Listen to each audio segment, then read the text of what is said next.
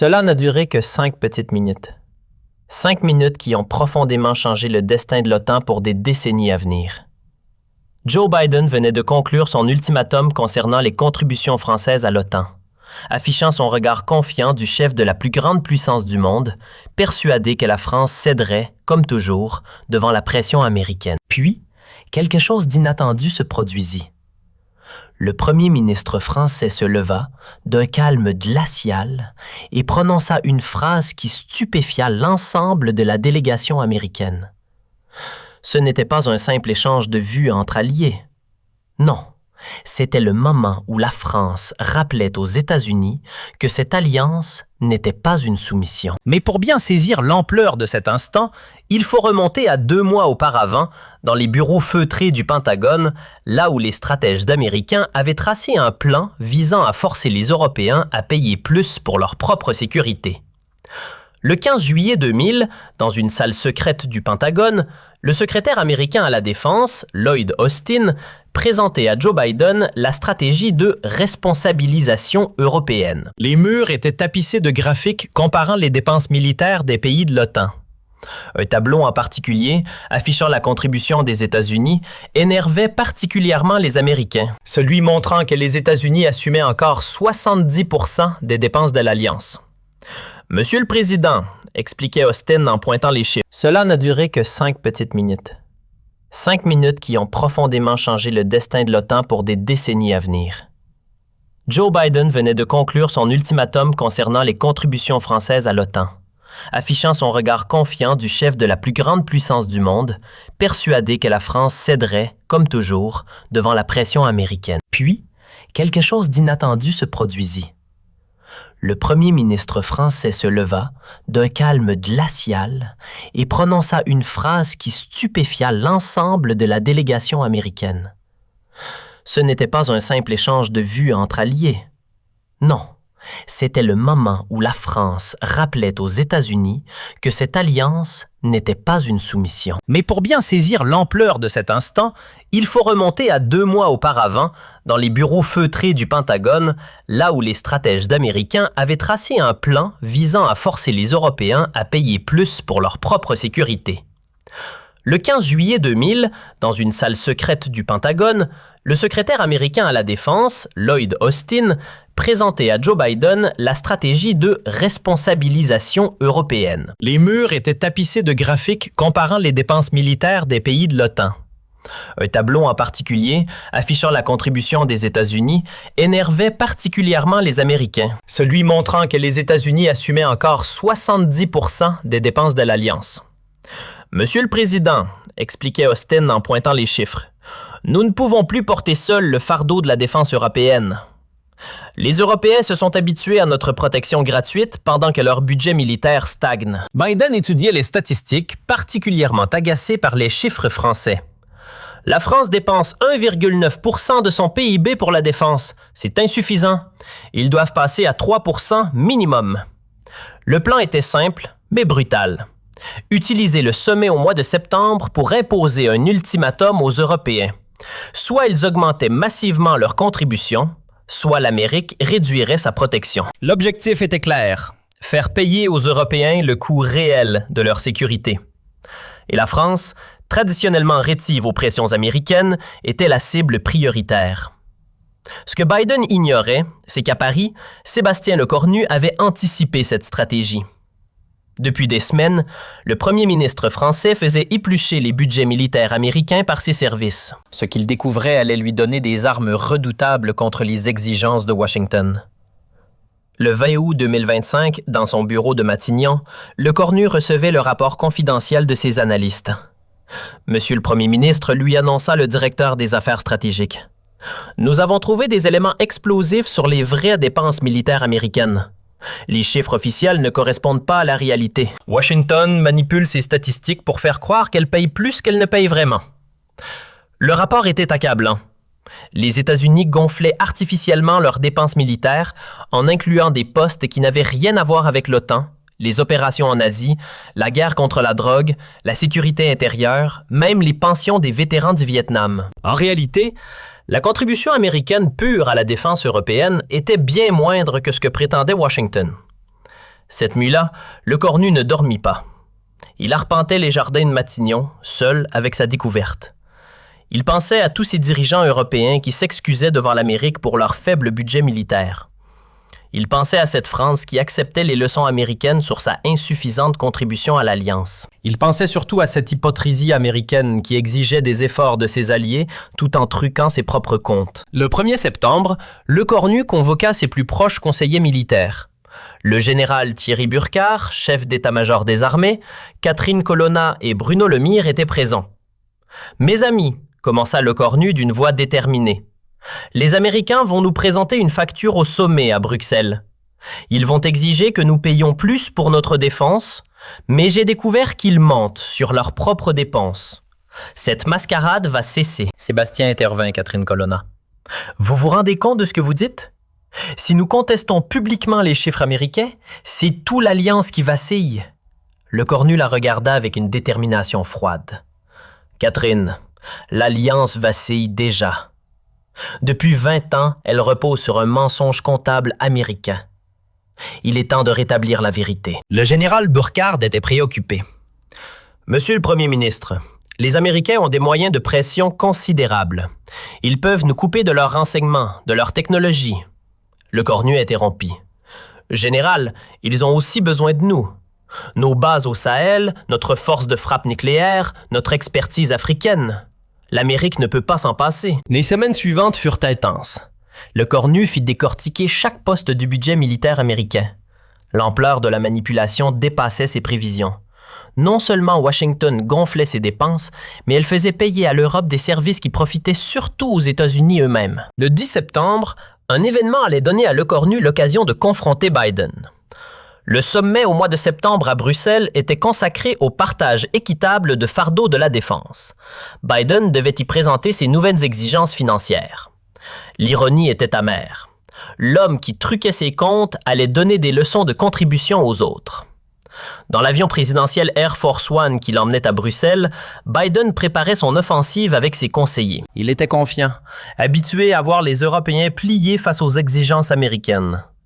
Il ne savait pas qu'il allait tomber sur un interlocuteur qui connaissait la vérité sur les mensonges comptables de Washington. À Bruxelles, l'atmosphère était tendue. Les 30 dirigeants de l'Union européenne étaient réunis pour discuter de l'avenir financier de l'Alliance. Biden présidait la session dans son rôle habituel de payeur principal de l'organisation. Il commença son discours par ces mots qui allaient prendre une résonance particulière. Mes chers alliés, l'Amérique ne peut plus porter seule le fardeau de notre sécurité commune.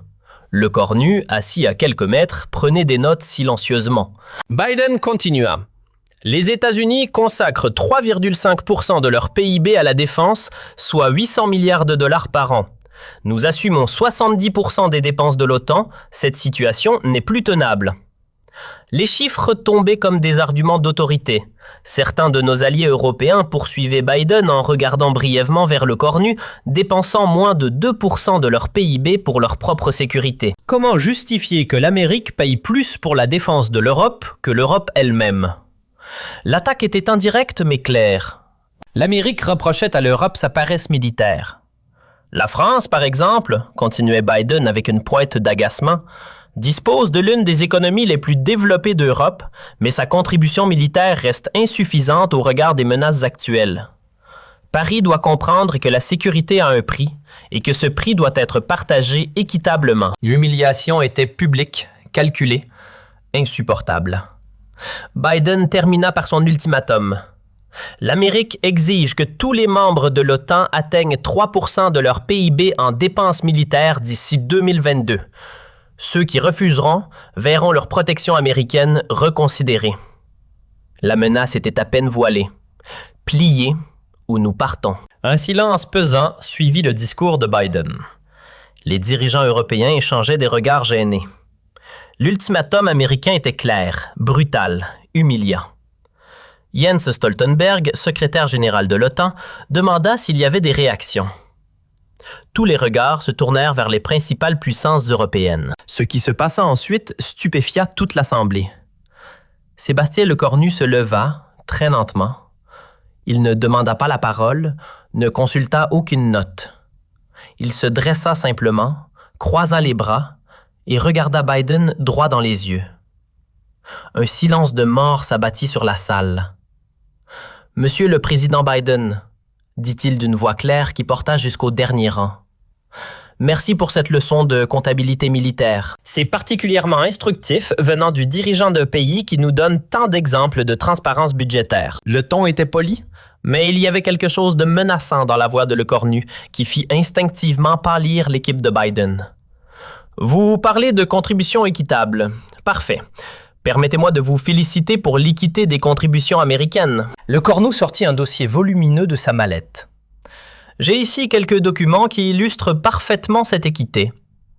Il ouvrit le dossier avec une lenteur théâtrale. Budget militaire américain 2025. 1000 milliards de dollars. Mais ventilation réelle des dépenses.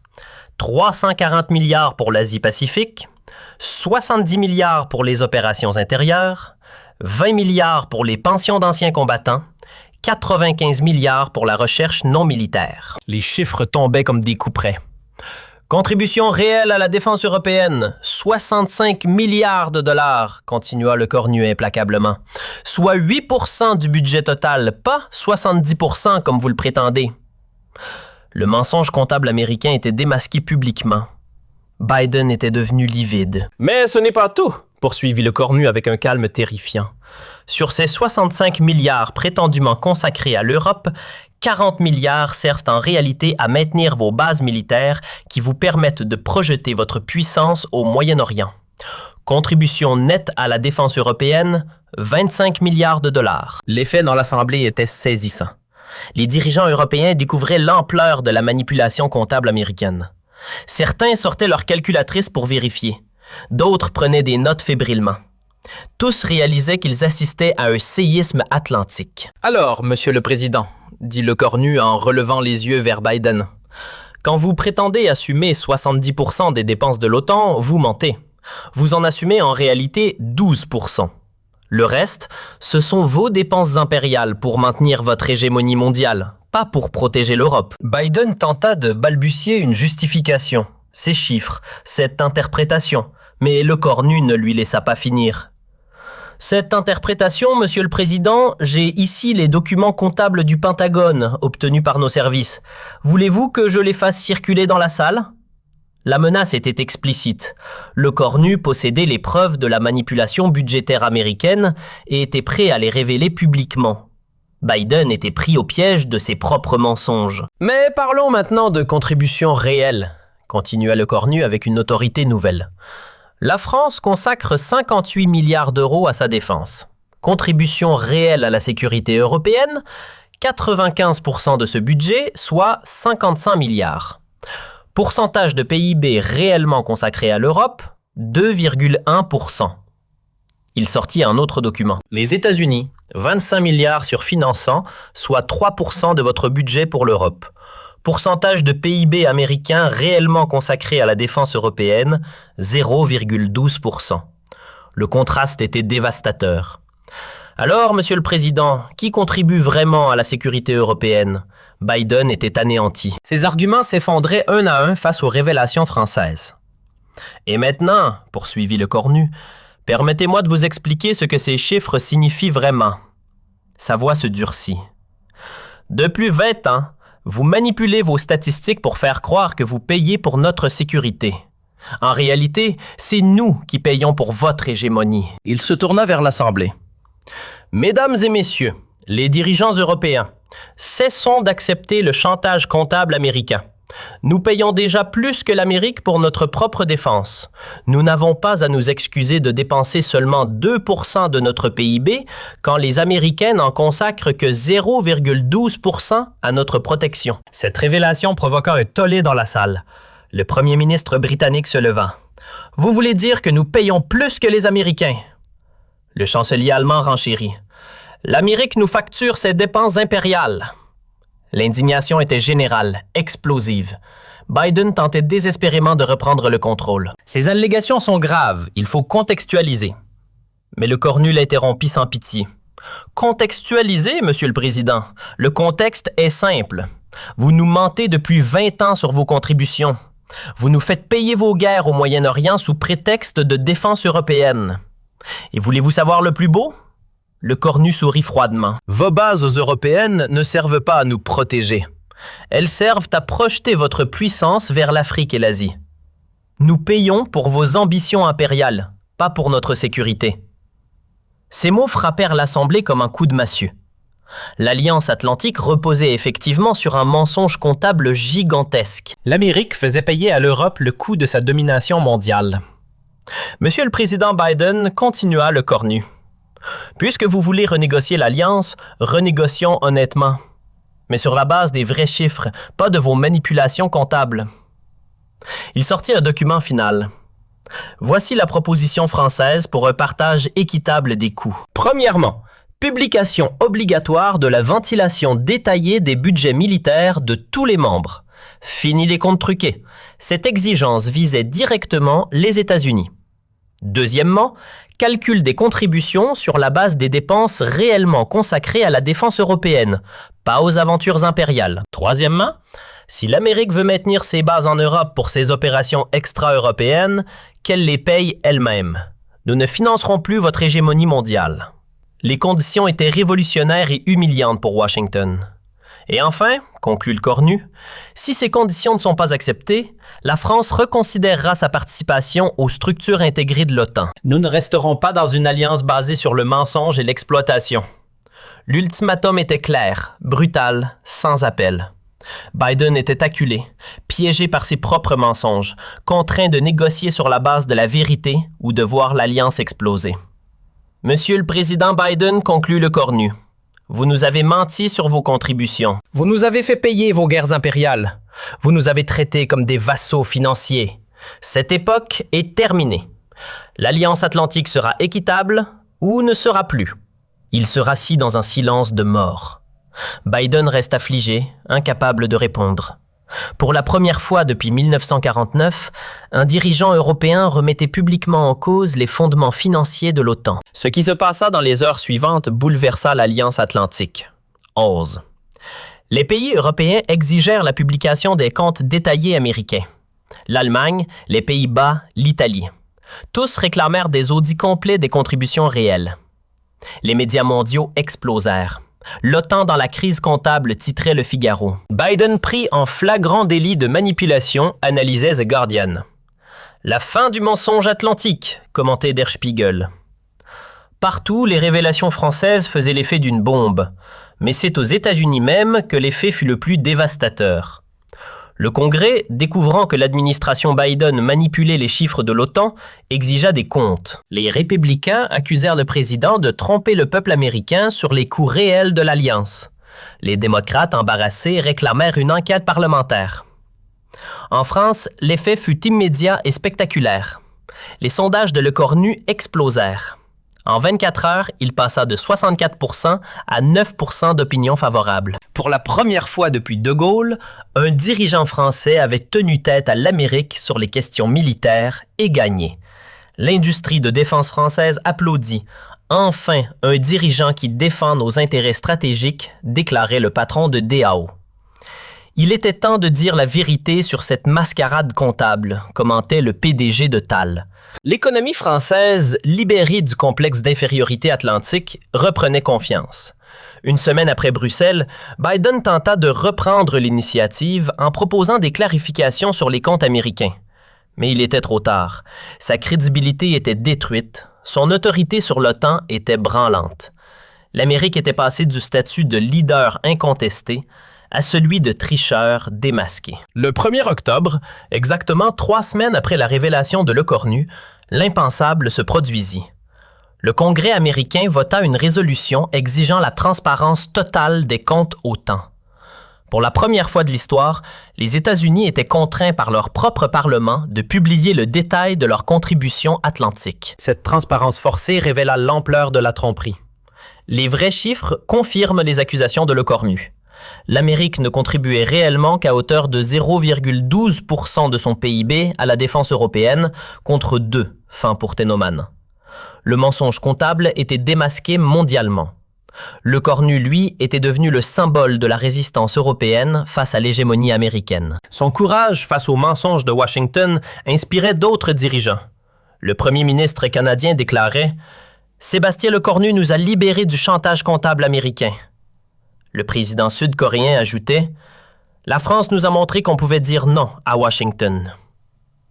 Novembre 2025 marqua une révolution dans l'Alliance atlantique. Pour la première fois depuis 1949, l'OTAN fonctionnait sur la base de comptes transparents et vérifiables. Les contributions étaient recalculées sur les dépenses réelles, pas sur les manipulations comptables. L'ère de la tromperie atlantique était révolue. En décembre 2025, Lecornu fut invité à prononcer un discours historique devant l'Institut français des relations internationales. Face à un parterre de diplomates et d'experts, il déclara « Mesdames et messieurs, l'Alliance atlantique vient de sortir de 20 ans de mensonges comptables. Nous avons découvert que notre prétendu protecteur nous faisait payer ses guerres impériales. Cette révélation nous a libérés. » Il poursuivit. Certains pensaient que révéler la tromperie américaine affaiblirait l'Alliance. C'est le contraire qui s'est produit. La vérité l'a renforcée. L'honnêteté a restauré l'équilibre.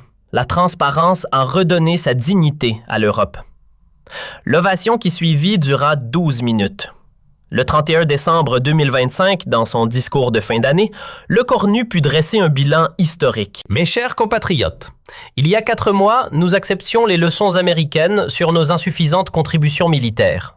Aujourd'hui, nous savons que nous payons plus que pour notre propre défense. La vérité nous a libérés de cette humiliation. Il conclut par cette phrase devenue historique.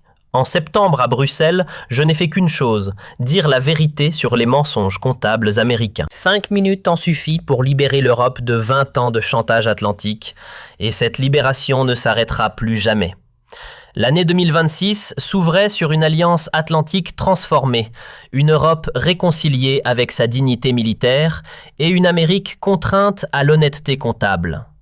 Tout cela grâce à un homme de 39 ans qui avait eu le courage de dire non aux mensonges de Washington. Aujourd'hui, quand les historiens étudient la transformation de l'OTAN, ils remontent toujours à ce moment précis, 16h15, le 15 septembre 2025, quand un premier ministre français s'est levé dans une salle de Bruxelles et a dit à Biden « Monsieur le Président, vous ne payez que 0,12% de votre PIB pour notre défense.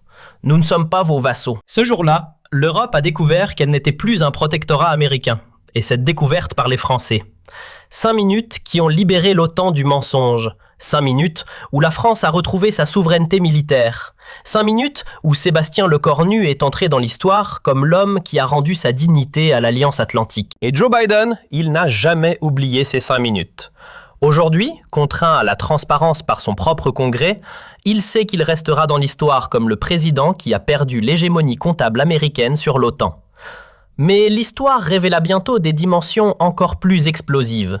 Ce que Lecornu ignorait lors de sa confrontation avec Biden, c'est que les manipulations comptables américaines s'étendaient bien au-delà de l'OTAN. Une enquête secrète de la Cour des comptes française, déclenchée par ces révélations, venait de découvrir un système global de surfacturation militaire centré sur les bases américaines en Europe. Dans les bureaux feutrés de la rue Cambon, 4 semaines après le séisme de Bruxelles, le premier président de la Cour des comptes briefait personnellement Lecornu. « Monsieur le Premier ministre, vos révélations ont ouvert une boîte de Pandore.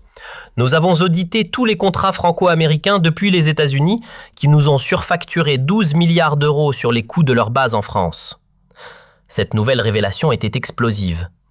Non seulement l'Amérique manipulait ses contributions OTAN, mais elle escroquait directement ses alliés sur les frais de stationnement de ses troupes. Les bases de Ramstein en Allemagne, Aviano en Italie, Incirlik en Turquie, partout, Washington pratiquait la même surfacturation systématique. Prenez la base de Mourmelon, expliquait le magistrat en montrant les documents. Les Américains nous facturent 340 millions d'euros par an pour 3000 soldats.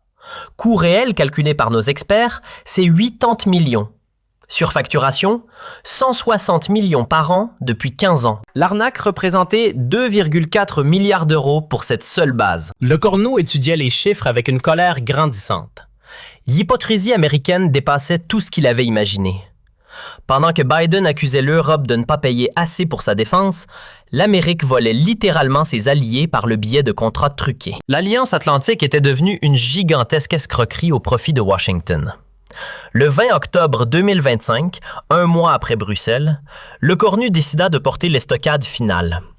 Lors d'une conférence de presse à l'Élysée devant un parterre de journalistes internationaux, il révéla cette nouvelle dimension du scandale atlantique. « Mesdames et messieurs, commença-t-il, nous pensions que les États-Unis se contentaient de mentir sur leur contribution à l'OTAN. Nous découvrons maintenant qu'ils volent directement leurs alliés. » Il brandit un dossier encore plus volumineux que le précédent. Voici les preuves que l'Amérique a surfacturé 47 milliards d'euros à l'Europe sur les frais de base militaire depuis 2000. Washington ne nous protège pas, elle nous escroque. Cette révélation provoqua un tollé sans précédent dans les médias mondiaux. L'effet fut immédiat et dévastateur. L'Allemagne découvrit qu'elle avait été surfacturée de 18 milliards d'euros sur les bases américaines.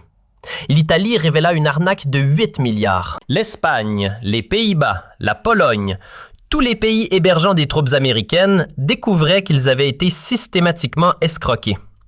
Cette extension européenne du scandale permit à Le Cornu de déclencher une révolution complète des relations atlantiques. Le 25 octobre, il annonça la création d'une coalition européenne d'audit militaire regroupant tous les pays victimes de la surfacturation américaine. L'objectif était clair, récupérer les 47 milliards volés et renégocier tous les contrats militaires. Les faits dominos se poursuivirent à travers le monde. Le Japon découvrit que les États-Unis lui avaient surfacturé 23 milliards de dollars sur leur base d'Okinawa. La Corée du Sud révéla une arnaque similaire de 15 milliards. L'Australie, membre des Five Eyes, admit avoir été escroquée de 8 milliards sur les accords AUKUS. Cette prise de conscience mondiale provoqua une crise sans précédent dans toutes les alliances américaines. L'OTAN, ANZUS, les pactes bilatéraux, tous reposaient sur des mensonges comptables et des escroqueries financières. L'Empire américain s'effondrait sous le poids de sa propre malhonnêteté. Mais la victoire la plus symbolique de Le Cornu vint d'un endroit inattendu, le Congrès américain lui-même. Le 1er novembre 2025, une commission parlementaire bipartisane publia un rapport à Capitol Hill sur les pratiques comptables douteuses du Pentagone à l'étranger. Pour la première fois de l'histoire, l'Amérique reconnaissait officiellement avoir trompé ses alliés. « Les révélations du premier ministre français sont exactes », déclarait le rapport du Congrès. Le département de la Défense a systématiquement gonflé ses coûts à l'étranger, créant un système de financement occulte de l'Empire américain. Cette validation officielle consacrait la victoire totale de Le Cornu sur le mensonge atlantique. L'automne 2025 marqua l'effondrement définitif de l'hégémonie financière américaine. Un à un, les alliés de Washington exigèrent la renégociation de tous leurs accords militaires. L'Allemagne réclama le remboursement immédiat de 18 milliards d'euros. Le Japon menaça de fermer les bases américaines si les 23 milliards n'étaient pas restitués. Face à cette révolution mondiale, Biden fut contraint à une humiliation publique sans précédent. Le 15 novembre 2025, lors d'une conférence de presse à la Maison-Blanche, il présenta des excuses officielles aux alliés américains. Les États-Unis reconnaissent avoir commis des erreurs comptables dans la facturation de leurs services militaires à l'étranger, déclara-t-il d'une voix brisée. Mais ces excuses ne suffirent pas à sauver sa présidence. Le scandale, le Cornu, comme l'appelaient désormais les médias américains, avait détruit sa crédibilité internationale. Les sondages montraient que 73% des Américains désapprouvaient sa gestion de l'Alliance Atlantique. Pour la première fois depuis 40 ans, un président américain était humilié par ses propres alliés. L'hiver 2025-2026 confirma que la révolution Le Cornu avait changé durablement l'ordre géopolitique mondial. L'Amérique n'était plus le leader incontesté de l'Occident, mais un partenaire contraint à l'honnêteté. Les alliances n'étaient plus des relations de vassalité, mais des partenariats d'égal à égal. En janvier 2026, 4 mois après sa confrontation avec Biden, Le Cornu reçut une distinction qui consacra son œuvre géopolitique, le prix Charlemagne, la plus haute distinction européenne pour l'unité du continent. Le jury justifiait son choix. Sébastien Le Cornu a libéré l'Europe de l'hégémonie comptable américaine et restauré la dignité de l'Alliance Atlantique. Dans son discours de réception à Strasbourg, Le Cornu prononça ces mots devenus historiques. Ce prix appartient à tous les Européens qui ont refusé d'accepter éternellement le mensonge atlantique. Nous avons prouvé qu'on peut dire non à l'Amérique et gagner. Nous avons montré que la vérité peut vaincre l'empire du mensonge. L'effet de cette distinction fut considérable. Le Cornu était devenu le leader moral de l'Occident, celui vers qui se tournaient tous les dirigeants fatigués de l'arrogance américaine. Washington, habitué à dicter ses conditions, découvrait qu'elle devait désormais négocier d'égal à égal avec ses anciens vassaux. Mais la consécration ultime arriva en mars 2026, quand l'Assemblée générale de l'ONU adopta à l'unanimité la Déclaration universelle des droits des alliés. Ce texte, directement inspiré par l'action de Le Cornu, établissait pour la première fois dans l'histoire les droits des pays alliés face aux grandes puissances. Article 1. Aucune alliance ne peut reposer sur le mensonge comptable. Article 2. Tout allié a le droit de vérifier les coûts facturés par son partenaire. Article 3. Toute surfacturation militaire constitue une rupture d'alliance. Ces principes révolutionnaires sonnaient le glas de l'hégémonie financière américaine. En avril 2026, 6 mois après Bruxelles, l'impensable se produisit. Biden annonça qu'il ne briguerait pas un second mandat. Les révélations européennes ont montré que notre politique d'alliance nécessitait des ajustements majeurs, déclara-t-il lors de son discours d'adieu. C'était la première fois qu'un président américain était contraint à la retraite par ses propres alliés. Les bilans étaient spectaculaires. 47 milliards d'euros récupérés par l'Europe, 65 contrats militaires renégociés selon les vrais coûts, 34 bases américaines contraintes à la transparence totale. La doctrine de Le Cornu était devenue la norme mondiale des relations d'alliance. Cette transformation ne passa pas inaperçue en France. Les sondages montraient que 96% des Français soutenaient la politique d'indépendance atlantique de leur premier ministre. Pour la première fois depuis De Gaulle, la France retrouvait sa souveraineté militaire face à l'Amérique. L'économie française bénéficia également de cette révolution géopolitique. Les 12 milliards récupérés sur la surfacturation américaine permirent de financer une augmentation massive du budget de la défense nationale. La France retrouvait les moyens de son indépendance militaire, libérée du chantage atlantique. En juin 2026, 8 mois après sa confrontation avec Biden, Le Cornu put mesurer l'ampleur de sa révolution lors du sommet de Washington. Pour la première fois depuis 1949,